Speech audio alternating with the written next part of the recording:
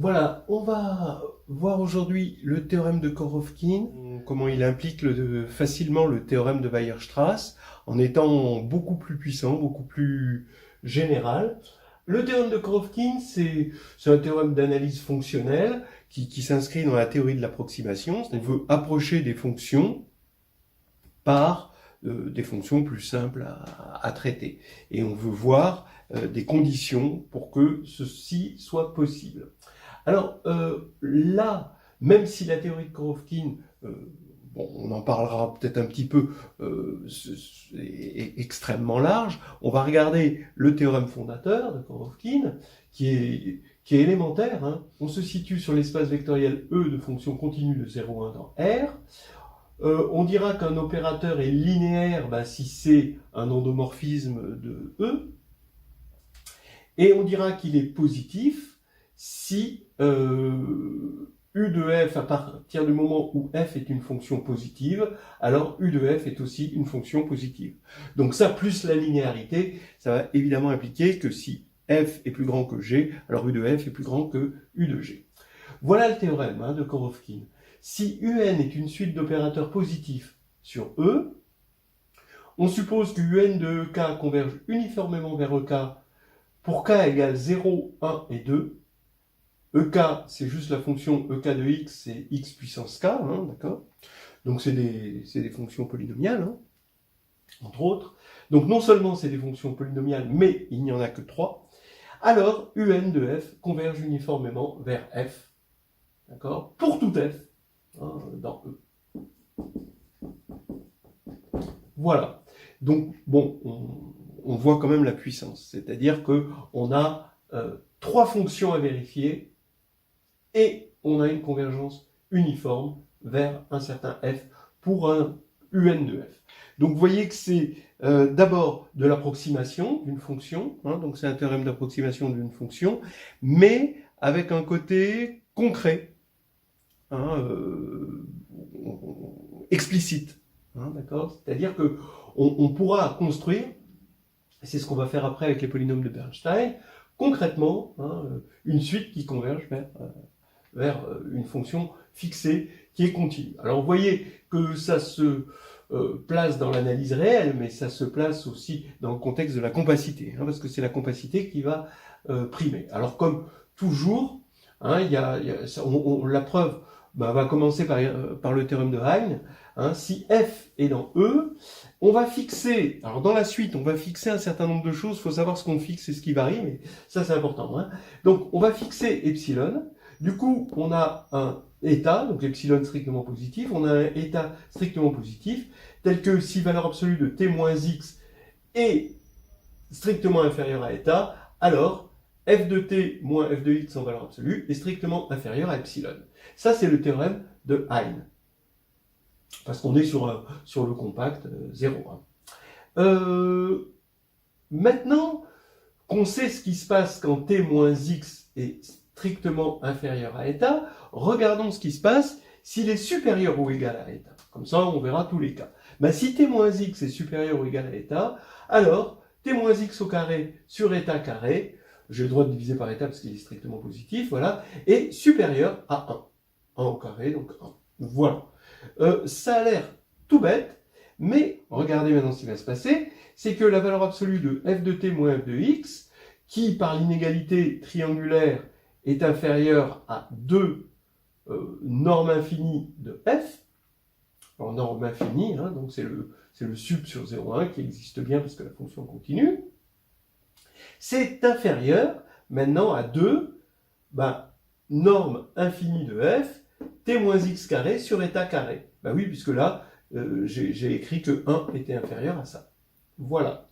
Ça a l'air de rien, mais maintenant, on a un majorant pour f de t moins f de x pour tout x et t. C'est-à-dire c'est inférieur dans le premier cas à epsilon, et dans le deuxième cas à cette formule-là, donc c'est inférieur à la somme dans les deux cas. Voilà. Alors maintenant que j'ai cette inégalité, je vais quand même faire un tout petit quelque chose pour transformer cette inégalité qui est dans R en une inégalité dans l'espace des fonctions. l'espace des fonctions qui est muni, d'accord, d'un ordre, hein, l'ordre des fonctions, hein, f est inférieur à g si f de t est inférieur à g de t pour tout t. Donc ici, on a un quel que soit t, et je fixe x, donc x est un paramètre, hein, voyez-le pour l'instant comme un paramètre, et que cette inégalité, c'est l'inégalité entre deux fonctions de la variable t. Donc maintenant, en tant que fonction, ça c'est la fonction qui est ici, où E0 c'est la fonction 1, hein, c'est la fonction ici, E0 de x est égal à 1, c'est la constante 1. Donc ici, on a valeur absolue de f moins f de x E0, en tant que fonction, est inférieure à epsilon E0. D'accord ? J'ai remplacé, bien sûr, hein, je dois tout écrire avec des fonctions. Donc je dois écrire cette inégalité comme une inégalité dans E. Plus 2, voilà, norme infinie de f. Et ici, j'ai développé, donc là, vous comprenez que j'ai t2 moins 2x t plus x2, d'accord? Ça devient E2 comme fonction, moins 2x1 plus x2 E0, et sur état 2. Voilà la chose. Alors maintenant, on va partir de ceci. Si U est un opérateur linéaire positif, alors je vais pouvoir passer par U en respectant l'inégalité. Et je pourrais utiliser la linéarité aussi de U. Donc ici, je vais avoir U de ça est inférieur à epsilon U de 0 plus 2 norme infinie de f, U de 2 moins 2x U de 1 plus x2 U de 0. Mais maintenant, je vais remarquer que U étant un opérateur linéaire et positif, j'ai que la valeur absolue de U de f est inférieure à U de la valeur absolue de f. Bon, ça c'est très rapide, puisque f, f est compris entre, il est plus petit que la valeur absolue de f, et il est plus grand que moins valeur absolue de f. Donc maintenant, je peux passer ça par U, et par linéarité, j'ai moins U de valeur absolue de f, inférieur à U de f, inférieur à U de valeur absolue de f. Et d'où ce résultat qui est très simple. Donc, ça va me donner, au final, que la valeur absolue de U de f moins f de x, E0, voilà, est inférieure, d'après ça, à U de la valeur absolue de ça, mais U de la valeur absolue de ça, c'est inférieur à ça, epsilon U de E0, plus 2 norme infinie de f sur état 2, de U de E2, moins 2x U de 1, plus x2 U de E0. Voilà un résultat que je garde au chaud, et qui va maintenant me servir, parce que vous voyez que ça ne fait intervenir que les fonctions E0, E1, E2, d'accord, grâce au développement ici qu'on a eu. Alors donc là maintenant, on va essayer de montrer que UN de f converge uniformément vers f sur 0,1 pour tout f. Donc on fixe cette fonction f, UN de f moins f, c'est ça qu'on va essayer de faire tendre vers 0 uniformément. D'abord, eh bien, justement, je fais apparaître ce UN de f moins f de x, E0, sur lequel j'ai des renseignements ici. Donc, du coup, par linéarité, ça veut dire que j'ai fait une erreur, il faut que je compense en ajoutant f de x UN de E0, et ensuite je récupère moins f. Donc, j'ai deux termes, un ici et un là. Donc maintenant, j'applique tout ça en x. Donc ça fait UN de f moins f de x0, là, le tout, ça c'est une fonction, évidemment, de x, que je vais appeler hn de x, ici, et plus, là, f de x un e0 de x, moins f de x. Voilà. Ça veut dire que quand je vais majorer la valeur absolue de ça, je vais avoir par l'inégalité triangulaire valeur absolue de hn de x plus valeur absolue de ce qui est ici. Alors maintenant, regardons ce terme-là, il est facile à majorer. Parce que ici, vous pouvez mettre f de x en facteur, donc majoré par la norme infinie de f fois la norme de un de E0 moins E0. Parce que ici, il va rester la fonction 1, d'accord, quand on aura mis en facteur, donc E0. Donc ici, on sait que un de E0 moins E0 infini va tendre vers 0, donc lui ne va pas nous poser de problème, on va avoir une majoration uniforme en x. Maintenant, celui-ci, c'est pour celui-ci, d'accord, qu'on va utiliser, qu'on va ressortir cette inégalité qu'on avait mis au chaud. Donc, la valeur absolue de hn de x, c'est exactement ce truc-là, et c'est inférieur à donc epsilon, donc ici avec un, je remplace u par un là-dedans, d'accord, et c'est inférieur à epsilon un de 0 plus 2, norme infinie de f sur état 2, et cette chose-là. Donc, ici, hn de x, par l'inégalité triangulaire, je vais le majorer par epsilon norme infinie de un de 0, plus 2, voilà, norme infinie de f sur état 2, et je vais avoir cette chose-là. Vous pouvez mettre des valeurs absolues ici, ou pas, de toute façon, ça c'est positif. Donc, ici, regardons ça comme une fonction, mais ça c'est la fonction x, d'accord? Donc ça c'est la fonction E1, là c'est la fonction E2, d'accord? Et ici j'ai un, voilà. Donc, il va falloir, ici, donc lui, ce terme-là, c'est bon. Il reste à majorer uniformément par quelque chose de très petit, lui. Mais lui, il est scindé en deux. Il y a lui, maintenant qui ne pose plus de problème. Parce que epsilon, on va le prendre aussi petit qu'on veut, et lui, étant donné que un de 0 converge, ça va être majoré. Donc il va y avoir un majorant, et ce terme-là ne pose plus de problème. Ce terme-là, il est, il est fixé. Et ici, on va avoir, il n'y a plus qu'à, en quelque sorte, majorer par 0 ce terme-là. Donc, je prends la fonction gn égale un-e2 moins 2e1 un-e1 plus e2 un de e0, d'accord? Voilà. Et il va falloir que je montre que cette fonction tend uniformément vers 0. Alors, c'est pas très compliqué. Pourquoi? Parce que, en fait, ça va se faire avec une inégalité triangulaire. Parce que, justement, si vous prenez juste E2 moins 2E1, E1 plus E2, E0, si vous regardez ça, c'est x2, moins 2x2 plus x2, ça fait 0. D'accord?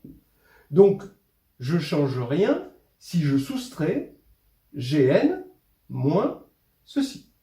Donc ici, je vais avoir gn qui va être inférieur à un E1 moins E2, moins E2, infini. Ensuite, plus, tant qu'à faire, 2 E1 infini un de E1 moins E1 infini, et plus E2 infini un de E0 moins E0 infini. Voilà. Et de cette manière, on voit que, d'après les hypothèses, comme un de f converge uniformément vers f pour juste EK, voilà, ça va suffire pour obtenir que ça converge uniformément vers 0, parce que ça c'est majoré, ça tend vers 0, ça c'est majoré, ça tend vers 0, et ça tend vers 0. Alors, on peut se poser des problèmes sur les rapports entre epsilon et eta. Hein, donc, bon, moi ce que je préconise, c'est de fixer epsilon, de faire tendre n vers l'infini, ce qui va faire que ici, j'aurai 0, et je vais avoir ici, à la limite, un epsilon avec ici un major. D'accord, voilà. Donc maintenant, comme ce sera vrai pour tout epsilon, on gardera l'inégalité pour tout epsilon, ça voudra dire que ça tend bien vers 0. Donc ici, on a bien exactement ce qu'on veut, et c'est terminé. Alors peut-être on peut parler un petit peu des extensions du théorème de Korovkin. Hein. Vous remarquerez donc que ici, qu'est-ce qu'on a fait?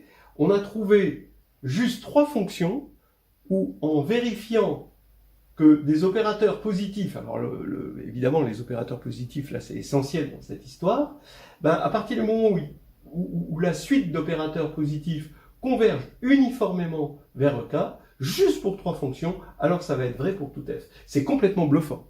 D'accord? Si vous regardez bien le truc, c'est absolument délirant. Hein. Ça semble complètement contre-intuitif, hein, cette histoire. Alors après, ben, on se dit, ben, dans d'autres espaces de fonctions, on peut chercher des systèmes finis, comme ça, hein, qui vont être appelés des systèmes de Chebyshev, qui vont permettre d'assurer la convergence uniforme, ou juste en vérifiant sur ce système fini, alors on a la convergence pour tout f.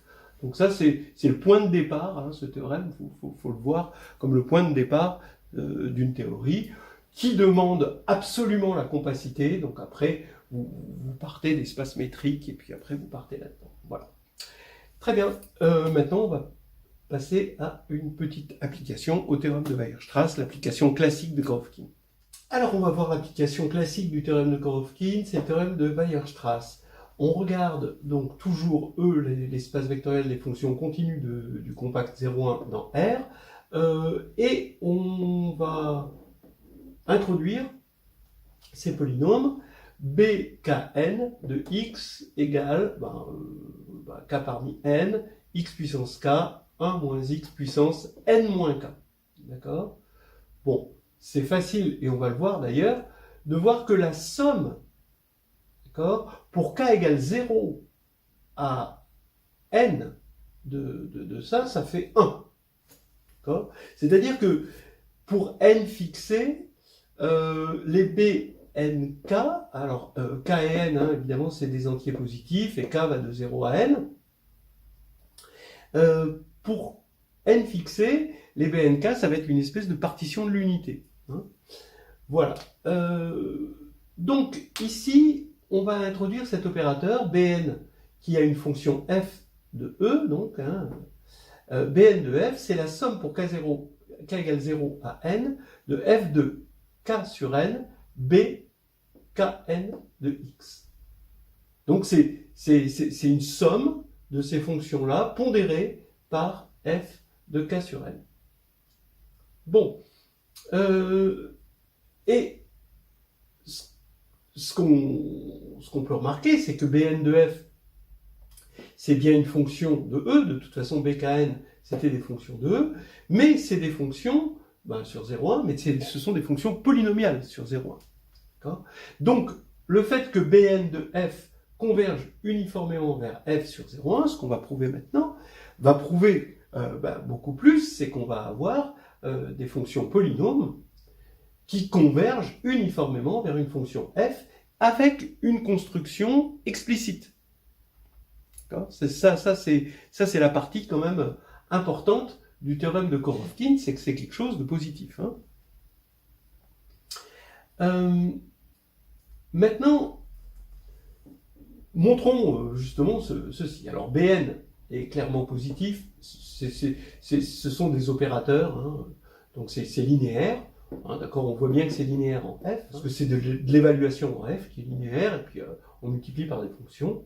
Donc c'est linéaire. C'est positif, hein, si f est positive, étant donné que ça c'est positif sur 0,1, c'est clairement positif, Bn de f est clairement positif. Donc, on a bien, comme dans le théorème de Korovkin, des opérateurs positifs. Et c'est une famille. Alors maintenant, qu'est-ce qu'il faut pour montrer que Bn de f converge uniformément vers f? Il suffit de le montrer juste pour 3 fonctions. Bon, vous allez voir que déjà pour 3 fonctions, c'est pas facile. E0, ça va. E1, bon. E2, là, ça devient compliqué, donc il était temps que ça s'arrête. Regardez, Bn de 0 de x, c'est ce que je vous ai dit sur la partition de l'unité. Donc c'est somme de k égale 0 à n de, ici vous allez avoir 1, puisque 0 c'est la fonction 1. Donc juste bkn de x. Donc on reconnaît la formule du trinôme, ici, et donc on reconnaît le développement de x plus 1 moins x puissance n. Mais ça fait 1 puissance n, donc c'est bien E0 de x. Bon, maintenant, Bn de E1 de x, c'est la somme de k égale 0 à n de k sur n, bk sur n de x. Ça fait la somme, alors ici, le k égale 0, ça va donner un terme nul, je l'élimine, et donc j'ai plus que la somme de k égale 1 à n, et là, je vais avoir une formule qui va m'aider, qui s'appelle la formule d'absorption. Donc c'est k sur n, k parmi n est égal à k-1 parmi n-1. Donc ça, vous voyez que vous avez... c'est vrai immédiatement dès qu'on regarde la formule qui donne ça en fonction des factoriels. Bon, on va s'en servir, et donc on va multiplier k sur n par k parmi n, et ça va nous donner ça par la formule d'absorption. Et là, je remarque que n-k, ça fait n-1 moins k-1. Donc je reconnais encore une formule du binôme, à condition qu'ici j'ai k-1. Donc je mets x en facteur. Le fait d'avoir de k égale 1 à n, ça va me permettre de faire le changement de variable k' égale k-1. Et je reconnais finalement, une fois que j'ai mis en facteur x, le développement de x plus 1 moins x puissance n-1. Donc qui fait 1, et donc il ne reste plus que x, et donc E1 de x. Donc, maintenant, il reste à montrer la même chose pour Bn de E2.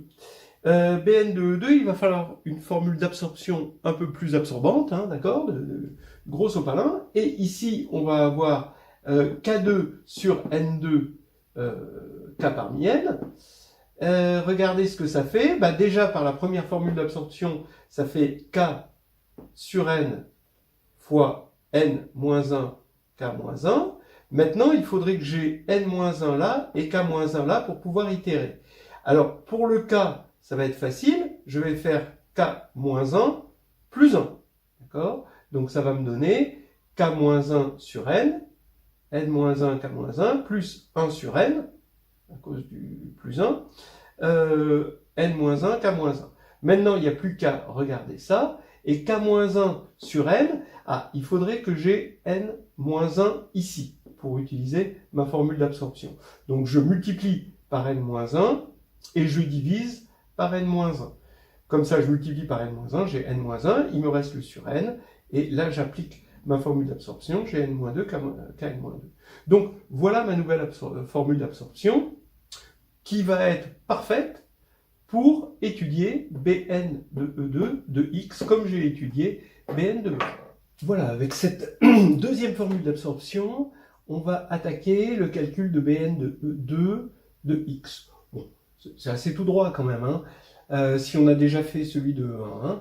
Donc ici, on va commencer par regarder le terme 0. Le terme 0, il est nul. Parce que là on a K2 sur N2. Le terme en 1, il va nous donner 1 sur N au carré et fois N, puisque c'est le coefficient binomial N1. Donc il y a N qui disparaît, on va avoir 1 sur N et X facteur de 1 moins X, N moins 2. Ce qui va nous permettre de sommer sur de K égale 2 à n, comme on avait fait ici, mais pour 1. Voilà. Donc on a, voilà la formule, ici, où j'ai déjà préparé pour reconnaître ici une formule de binôme. Donc là, lui, je le garde de côté. Là, j'utilise ma deuxième formule d'absorption. Donc j'ai n-1 sur n, n-2, k-2, comme ici, et 1 sur n, n-1, k-1. Bon, le reste, c'est pareil, donc là je fais rien du tout, j'ai toujours k qui va de 2 à n. Alors ici, k qui va de 2 à n, c'est bien parce que je vais pouvoir mettre en facteur x carré. Et ici, il va me rester quoi? Ben, si je mets en facteur x carré, il va me rester k moins 2, et là n moins k, dont je remarque que c'est n moins 2 moins k moins 2. Donc je peux faire mon changement de variable, et je retrouve, comme tout à l'heure, donc juste x2 fois 1 puissance k moins 2, n moins 2, pardon, et ici j'ai ça. Donc, voilà mon deuxième terme. Maintenant, il faut que je m'occupe de ça. Alors, par contre, là, je vais avoir un problème parce que je vais avoir k-1, je vais mettre x en facteur, n-1 moins k-1, mais là, k part de 2. Donc, il part un peu en retard. Il faudrait avoir k égale 1 à n. Donc, il faudrait ajouter et enlever le premier terme. Donc, le premier terme, bon, bah, c'est vite vu que c'est celui-ci. Et donc, ici, je vais avoir x moins, après, une fois que j'ai ajouté le premier terme, là je reconnais x, je mets x en facteur, et je reconnais le développement de 1 puissance n-1, comme tout à l'heure, j'ai ça. Donc maintenant, je vais finir sur n-1 sur n, x2 plus 1 sur n, x, une fois que j'ai fait la simplification. Alors lui, il est là, 1 sur nx, c'est bon, et là, je simplifie ce terme moins avec ce terme-là. Voilà. Alors maintenant, je vais faire un petit peu le bilan des courses, parce qu'on a montré uniquement des convergences simples, et non pas des convergences uniformes, si vous avez remarqué. Alors, attaquons la convergence uniforme maintenant, parce que c'est ça qu'il nous faut pour E0, E1 et E2. Ben, j'ai montré que Bn de E0, c'était carrément E0, quel que soit n, d'accord? C'est ça que j'ai montré. Donc là, il n'y a vraiment pas de souci, ça converge uniformément, puisque c'est constant. Hein. Bn de E1, qu'est-ce que j'ai montré? J'ai montré que c'était égal à 1, donc pareil. En revanche, Bn de E2, alors regardez, je vais développer ici, là c'est x2, d'accord, moins 1 sur n x2. Donc je peux mettre en facteur 1 sur n ici, et Bn de E2, si je dois avoir une égalité de fonction, j'ai E2 plus 1 sur n, donc on va dire E1 moins E2 sur n. C'est exactement ce que dit ceci. Voilà. Alors, ben oui, ça prouve bien, hein, d'accord, puisque E1 moins E2 est borné sur 0,1, bah, et que là on divise par n, ça prouve bien que Bn de E2 converge uniformément vers E2. Donc j'ai bien ce que je voulais, j'ai toutes mes convergences uniformes pour ma petite famille de fonctions, hein, c'est ce qu'on appelle un système de Chebyshev, de fonctions qui suffisent à montrer les choses, et on va avoir que Bn de f, pour tout f, converge uniformément vers f, pour tout f de E, hein, sur 0,1. C'est chouette. Alors on pourrait se demander pourquoi est-ce qu'on aimerait voir les choses. Alors c'est intéressant de voir les fonctions bkn. Donc pour n fixé, ça va être des fonctions qui sont comme ça, qui vont avoir une petite préférence pour k sur n. Donc il va y avoir cette petite préférence pour x égale k sur n. Donc hop, un petit maximum en k sur n. Bon, donc voilà les polynômes de Bernstein. Bkn, que j'ai appelé Bkn. Alors n, bon, on a pris égal à 20, c'est cette courbe entre 0 et 1.